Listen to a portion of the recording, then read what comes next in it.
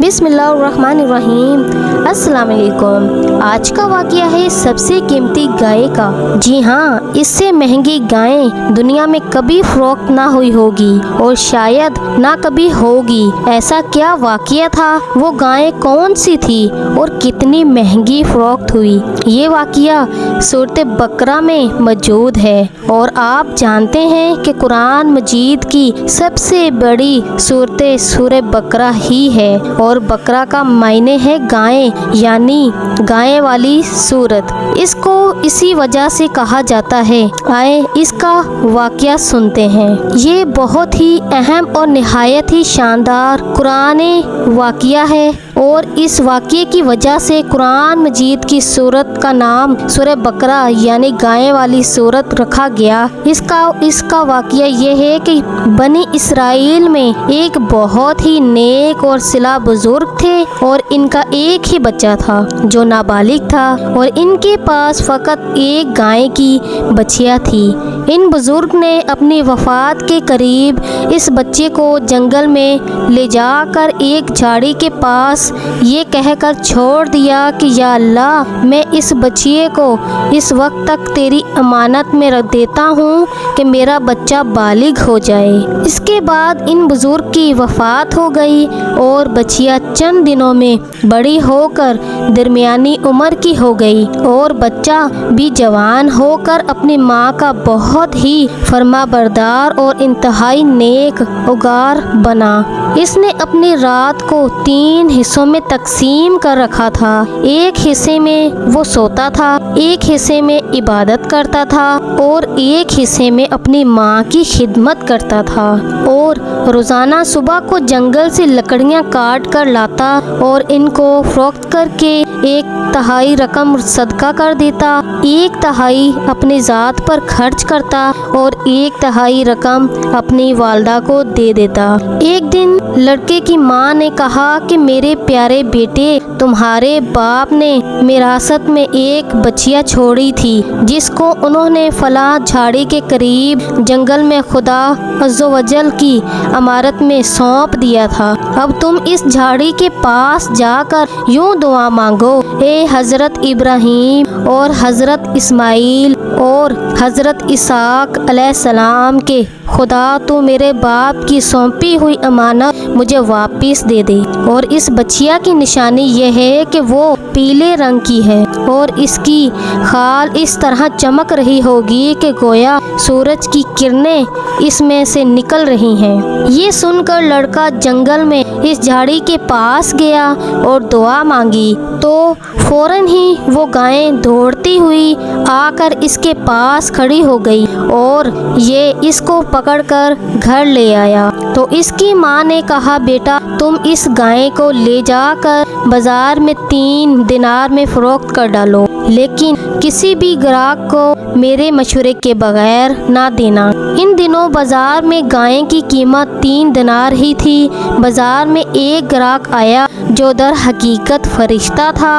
इसने कहा कि मैं गाय की कीमत 3 दिनार से ज़्यादा दूंगा, मगर तुम किसी से मशवरा किए बगैर गाय मुझे फ़रोख्त कर डालो। लड़के ने कहा कि तुम ख्वाह कितनी भी ज़्यादा कीमत दो, मैं मगर अपनी माँ से मशवरा किए बगैर हरगिज़ इस गाय को नहीं बेचूंगा। लड़के ने वापस घर आकर अपनी माँ से सारा माजरा बयान किया तो माँ ने कहा कि ये ग्राहक शायद कोई फरिश्ता हो, तो इसे बेटा तुम इससे मशवरा करो कि हम इस गाय को अभी फ़रोख्त करें या ना करें। चुनाचा इस लड़के ने बाजार में जब इस ग्राहक से मशवरा किया तो उसने कहा कि अभी तुम इस गाय को फ़रोख्त ना करो, आइंदा इस गाय को हज़रत मूसा अलैहिस्सलाम के लोग खरीदेंगे तो तुम इस गाय के चमड़े में सोना भर कर इनकी कीमत तलब करना, तो वो लोग इतनी ही कीमत देकर खरीदेंगे। अब आप लोग सोच रहे होंगे कि क्यों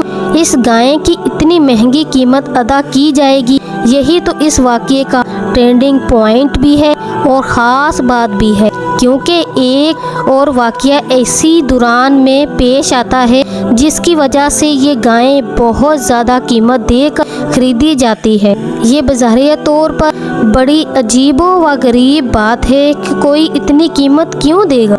लेकिन माजरा ये हुआ कि चंद ही दिनों बाद बनी इसराइल की एक बहुत मालदार आदमी को, जिसका नाम अमीन था, इसके चचा के दोनों लड़कों ने इसको कत्ल कर दिया और इसकी लाश को एक वीराने में डाल दिया। सुबह को कातिल की तलाश शुरू हुई, मगर जब कोई सुराग ना मिला तो कुछ लोग हज़रत मूसा अलैहिस्सलाम की खिदमत में हाजिर हुए और कातिल का पता पूछा तो आपने फरमाया कि तुम लोग एक गाय ज़िबा करो और इसकी ज़ुबान या दुम की हड्डी से लाश को मारो तो वो ज़िंदा होकर खुद ही अपने कातिल का नाम बता देगा।